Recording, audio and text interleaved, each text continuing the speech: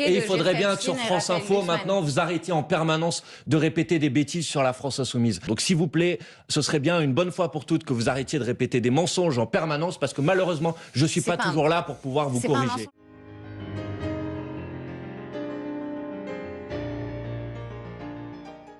On va prendre maintenant le pouls du Parti Socialiste, Paul. Mais oui, avec Olivier Faure qui livre hier soir son analyse de cet échec. La provocation outrancière, la conflictualisation à tort et à travers, les dérapages antisémites sont une voie sans issue. Il ne vous cite pas, mais je pense pouvoir dire que vous êtes visé dans les déclarations du premier secrétaire du Parti Socialiste. Est-ce que c'est cela que vous payez? Est-ce que vous payez cette conflictualisation? Non mais attendez. Je veux bien que vous essayiez de transformer un succès historique de la France Insoumise par une défaite, mais... Vous ne reconnaissez pas quelques contre-performances? Mais une contre-performance de la France Insoumise dans certaines villes. Là, on a fait la liste en première partie de l'interview. On ne nie pas qu'il y a eu des victoires de la France Insoumise dans certaines villes. Puisque monsieur me demande si on paye quelque chose. On parle de la France Insoumise. Je suis coordinateur de la France Insoumise. La France Insoumise l'emporte, je le redis s'il le faut, parce que je crois que vous n'avez pas bien compris, l'emporte à Saint-Denis au premier tour, l'emporte à Roubaix, l'emporte à Vénissieux. Et vous avez fait une liste de votre performance dans votre ville en première partie. L'emporte à Creil.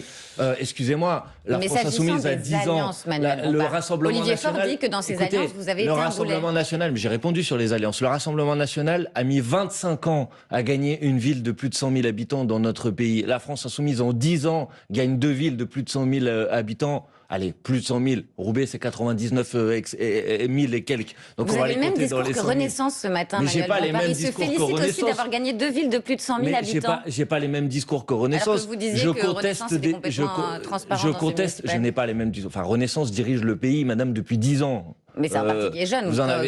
Il dirige le pays depuis 10 ans, madame, vous en avez conscience, quand même. Donc, excusez-moi, je n'ai pas le même discours que les uns et les autres. Je donne et je rétablis la réalité des résultats des élections municipales face à une lecture que certains essayent d'imposer, qui est juste absolument loufoque et absolument farfelue. Vous avez quand même perdu les deux seules villes que vous possédiez. Vous avez perdu les villes que vous possédiez, notamment à Fâche-Tuméville. On a perdu certaines, on en gagne d'autres. On gagne à Châteldon. Et on gagne à Châteldon dans le Puy-de-Dôme. Et on gagne avec nos alliés du PLR à Saint-Paul à La Réunion. Eh ben oui, dans une élection municipale, parfois vous gagnez des villes et d'autres vous en perdez. Mais vous pouvez pas nier une réalité.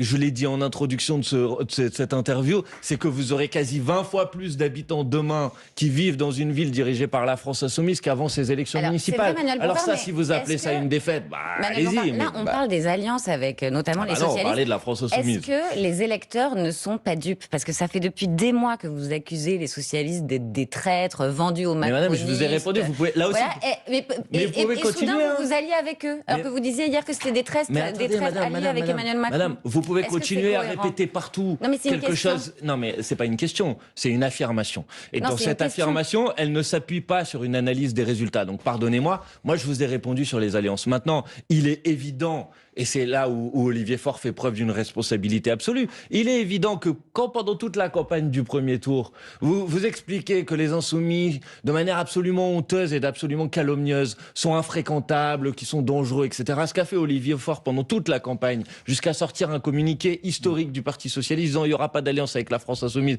et qu'au soir du premier tour, parce que vous avez fait des contre-performances historiques, vous faites des unions et des rassemblements avec la France Insoumise, eh ben il est évident qu'il y a des électrices et des électeurs qui ne doivent pas s'y retrouver. Oui, mais c'est Jean-Luc Mélenchon qui a ironisé sur les noms à consonance juive. Attendez, madame, il n'a pas ironisé sur les noms à consonance juive. Et il faudrait bien que sur France Info, maintenant, vous arrêtiez en permanence de répéter des bêtises sur la France Insoumise. Ce serait bien, une bonne fois pour toutes, que vous arrêtiez de répéter des bêtises et les calomnies contre la France Insoumise. Il a reconnu qu'il avait écorché un nom, madame, pas qu'il avait ironisé sur des noms. Donc s'il vous plaît, ce serait bien, une bonne fois pour toutes, que vous arrêtiez de répéter des mensonges en permanence, parce que malheureusement, je ne suis pas toujours là pour pouvoir vous corriger. Si c'est un mensonge de manière absolue que vous êtes en train de dire. Maintenant, non, mais moi je vous réponds sur le ton avec lequel vous me parlez. Donc moi je vous réponds calmement, mais je rétablis des faits. Donc depuis le début de cette interview, vous essayez de plaquer une réalité parallèle sur des chiffres. Voilà. Donc les chiffres, c'est que la France Insoumise a réalisé une percée qui est une percée historique dans cette élection. Les chiffres, c'est que dans les alliances, puisque vous m'interrogez sur les alliances, la moitié d'entre elles ont été gagnées par les listes d'union et la moitié d'entre elles ont été perdues. Et que là où elles ont été perdues, c'est parce que le Parti Socialiste et les écologistes ont réalisé des contre-performances tellement importantes au premier tour que les Insoumis n'ont pas été suffisants. Pour le reste, moi j'interroge la responsabilité de toutes celles et ceux qui, au Parti Socialiste, dans l'entre-deux tours des municipales, ont préféré continuer à taper sur la France insoumise plutôt qu'à taper sur la droite et à l'extrême droite. Parce que oui, évidemment, à Toulouse, à Limoges, quand vous avez François Hollande, Jérôme Guedj et toute la terre qui dit entre les deux tours, moi si j'habitais à Toulouse, je voterais pas pour le candidat insoumis, il ne faut pas s'étonner qu'à la fin ça a des conséquences politiques. Écoutez, moi, entre les deux tours de l'élection municipale, j'ai concentré l'essentiel de mon énergie à mobiliser contre la droite et contre l'extrême droite. Voilà ce que j'ai fait, ce qu'ont fait tous les insoumis. C'est pas ce qu'ont fait les socialistes. Et ils portent aujourd'hui évidemment une responsabilité dans leur défaite. C'est leur défaite et c'est eux qui en sont responsables. Et Paris. Emmanuel Grégoire a fait un tour à vélo dans les rues parisiennes pour fêter sa victoire hier. Première interview à vélo. Il y en a énormément de priorités, mais en tout cas, la priorité, c'est de s'occuper de ceux qui ont besoin de nous.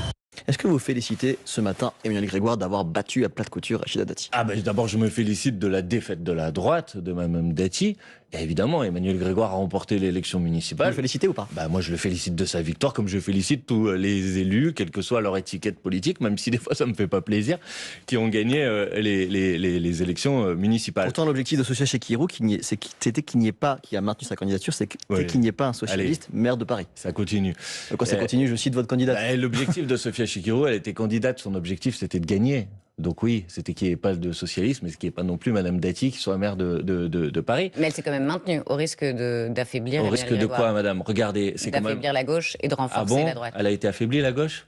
Au contraire, elle a été renforcée. Elle a gagné malgré le maintien de Sophia Chekirou. Mais c'est pas malgré le maintien. Au contraire, le maintien de Sophia Chekirou fait progresser le total gauche au second tour de l'élection municipale. Et là, je veux quand même souligner le caractère absolument incroyable des sondeurs qui... jusqu'au dernier jour de cette élection municipale à Paris, il disait qu'il y aurait 1 point d'écart, 2 points d'écart. Il y en a eu 10. Alors évidemment, il y a des électrices et des électeurs qui parfois ont voté pour Sophia Chekirou au premier tour et voyant ces sondages et se disant malheureusement la ville va peut-être basculer à droite, ont pu parfois changer leur vote pour voter pour le candidat socialiste parce qu'ils voulaient absolument faire perdre la droite. Donc à un moment, ce serait bien aussi qu'on tire quelques conclusions de l'échec des sondeurs à nouveau dans cette élection municipale.